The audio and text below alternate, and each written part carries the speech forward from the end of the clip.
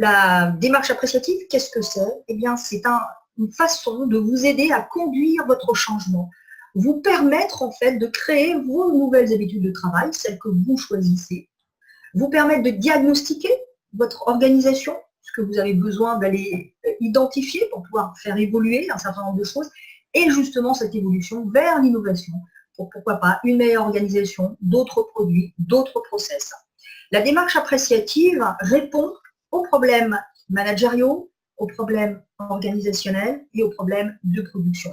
En fait, c'est un outil qui permet réellement d'aller aborder les choses autrement.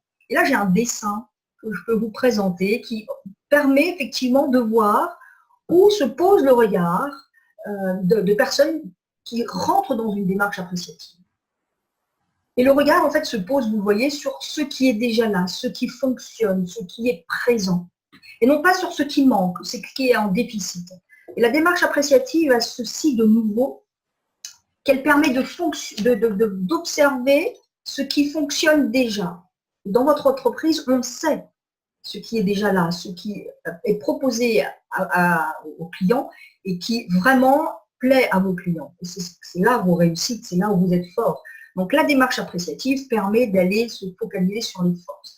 Et en sciences de la psychologie positive, ce qu'on sait, c'est qu'un individu qui se focalise sur ses forces, qui en a conscience, a 6 fois plus de chances d'être engagé et d'être épanoui dans son travail. C'est une personne aussi qui va être beaucoup plus loyale, à raison de 44% de plus par rapport à quelqu'un qui n'en a pas conscience. Il va y avoir une performance de 38% à titre individuel. C'est particulièrement intéressant, je vous dirais. Et au niveau de l'équipe, c'est ça qui est intéressant, une équipe qui a conscience de ses forces, qui les utilise volontairement, est une équipe qui est 12% plus productive qu'une autre. Donc ce qu'on s'aperçoit, c'est que la notion de force est fondamentale. Et ça veut dire focaliser son regard sur ce qui est là et ce qui fonctionne.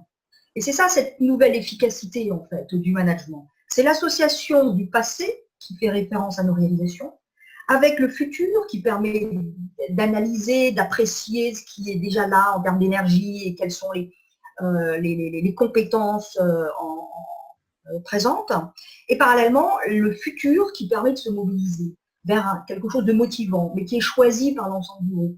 Donc ce nouveau management se focalise sur le présent, le passé, le futur. C'est vraiment la totalité de ces temps-là qui nous permettent de rentrer effectivement dans une démarche de compréhension de vers quoi on a envie d'aller et comment y aller.